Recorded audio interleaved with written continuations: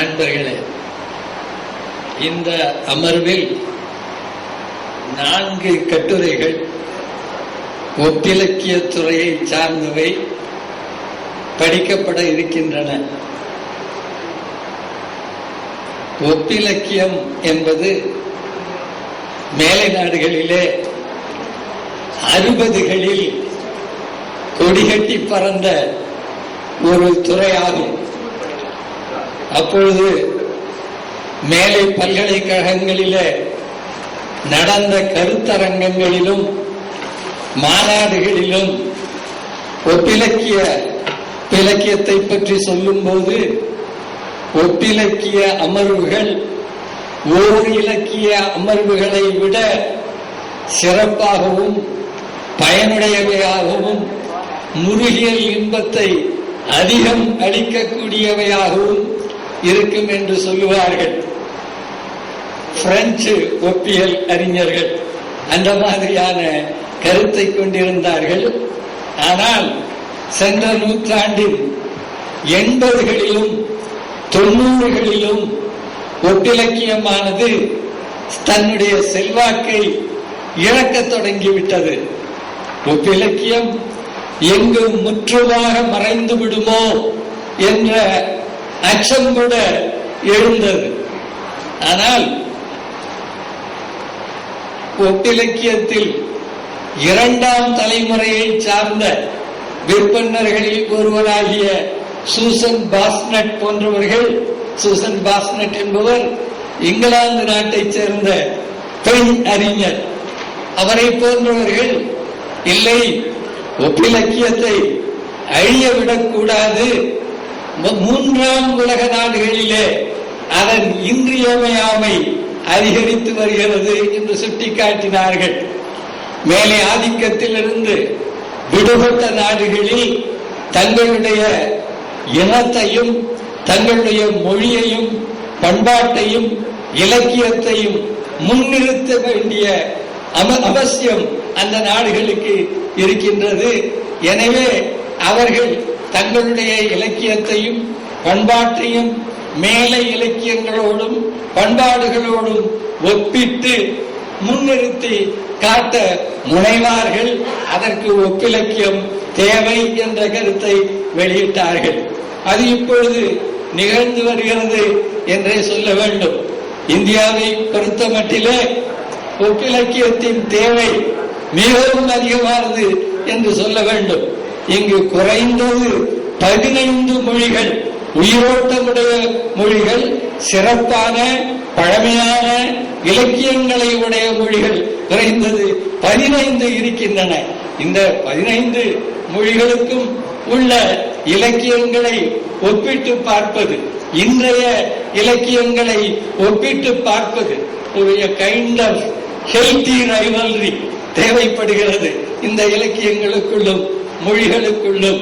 எனவே அப்பொழுதுதான் இந்த இலக்கியங்கள் முன்னேற முடியும், சிறப்பான நிலை அடைய முடியும், மேலை இலக்கிய அறிஞர்களின் கவனத்தை கவர முடியும் என்ற நிலை. அது மட்டுமல்லாமல் தமிழை பொறுத்த மட்டிலே இன்னொரு தேவையும் இருக்கின்றது. இன்றைய மொழி, இன்றைய இலக்கியம் என்ற அளவில் நில்லாமல் செவ்வியல் மொழி, செவ்வியல் இலக்கியம் என்ற முறையிலும் அது தன்னை பிற செவ்வியல் மொழிகளோடும் செவ்வியல் இலக்கியங்களோடும் ஒப்பிட்டு பார்க்க வேண்டிய நிலை ஏற்பட்டுள்ளது.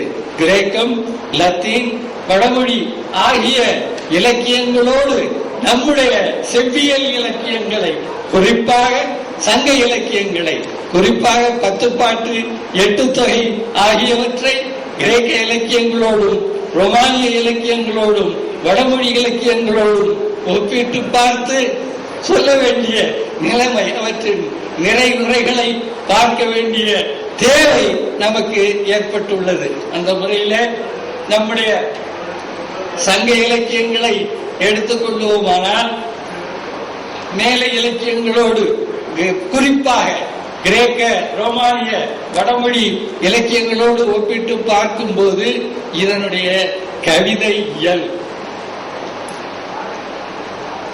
கிரேக்க ரோமானிய கவிதை இயல் வடமொழி கவிதையியல், தமிழ் கவிதையியல். தமிழ் கவிதையியலில் தனித்தன்மைகள், சிறப்புகள் ஆகியவற்றை நாம் மேலை உலகினருக்கு மேலை உலகினர் நமக்கு இப்பொழுது சொல்லிக் கொண்டிருக்கின்றார்கள். மேலை அறிஞர்கள் நம்முடைய கவிதையியலை பற்றியும் சங்க இலக்கியங்களை பற்றியும் விரிவான ஆய்வுகளை செய்து கட்டுரைகளும் நூல்களும் எழுதி வருகிறார்கள். அவர்கள் சில குறிப்பிட்ட தவறுகளையும் செய்து வருகிறார்கள். காலையில் அவர்கள் குறிப்பிட்டது போல் டீக்கன், போலாக் போன்றவர்கள் சங்க இலக்கியங்களை பற்றிய தமிழின் தொன்மை பற்றிய, தமிழ் இலக்கியத்தின் தொன்மை பற்றிய தவறான கருத்துக்களையும் பரப்பி வருகிறார்கள். எனவே இவற்றிற்கெல்லாம் விடை சொல்ல வேண்டிய தேவையும் எழுந்துள்ளது. நம்முடைய மொழி, நம்முடைய இலக்கியம் என்ற முறையிலே அவர்களுக்கு தக்க விடையை தக்க தருணத்திலே கூற வேண்டியது நம்முடைய கடமையாகும். இந்த சங்க இலக்கியத்தை பொறுத்த மட்டில் நான் குறிப்பிட்டேன், கவிதையியல் சிறப்பானது. அதற்கு பின்னணியாக உள்ள தொல்காப்பிய சங்க இலக்கிய கவிதையியல் என்பது ஒரு சிறப்பான கவிதையியல். அது வேறு எந்த மொழிக்கும் இல்லாத ஐந்திணை பாகுபாட்டை அடிப்படையாக கொண்ட கவிதையியல். சங்க இலக்கியங்களை பற்றி, சங்க இலக்கியங்களின் பிற சிறப்புகளை பற்றி நான் சொல்ல வேண்டிய தேவையில்லை. உலகளாவிய உணர்வு, மாந்த நேயம், இயற்கையோடு இயைந்த வாழ்வை வலியுறுத்துவது ஆகியவையெல்லாம் நம்முடைய சங்க இலக்கியங்களின் சிறப்புகள். இன்னும் ஒரே ஒரு சிறப்பை பற்றி மட்டும் குறிப்பிட்டுவிட்டு கட்டுரையாளர்களை அவர்களுடைய கட்டுரைகளை படிக்குமாறு சொல்ல விரும்புகின்றேன். இது இந்த கிரேக்க, ரோமானிய, வடமொழி கவிதையியலோடு நம்முடைய கவிதைகளை ஒப்பிட்டு பார்க்கும் போது என்ன தோன்றுகின்றது என்றால், நம்மவர்கள் தமிழை கவிதை மொழியாகவே வளர்த்திருக்கின்றார்கள், கவிதை ஊடகமாகவே. That is why it has become a very supple medium of poetry.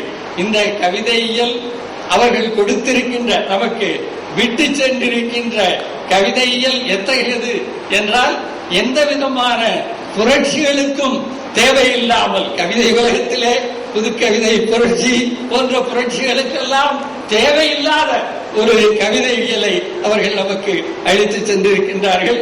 அவர்கள் கவிதைக்கு கொடுத்த முக்கியத்துவம், நான் சொன்னேன், கவிதை ஊடகமாகவே இதை வளர்த்திருக்கிறார்கள் என்பதற்கு இதற்கு அகச்சான்றுகள் போதும். இறையனால் களவியல் உரையிலே கூறப்படுகின்ற ஒரு நிகழ்ச்சி, அந்த நிகழ்ச்சியில் கற்பனை இருக்கின்றது என்பது உண்மைதான். ஆனால் அந்த நிகழ்ச்சி காட்டும் ஓர் உண்மையை நான் இங்கு குறிப்பிட்டு சொல்ல விரும்புகின்றேன். இறையனார் களவியல் உரையிலே பாண்டிய நாடு பன்னீரியாண்டு வர்க்கணம் சென்றது, செல்ல பசிகடுதலும் அரசன் சிட்டரையெல்லாம் கூவி வம்மின் யாங்களை புறந்தரையில்லேன் நீரின் மறிந்தவாறு புக்கு நாடு நாடாயினையான்று வம்மை என்று சொல்லுகிறார். இப்பொழுது வறுமை இந்த நாட்டிலே நிலவுகிறது.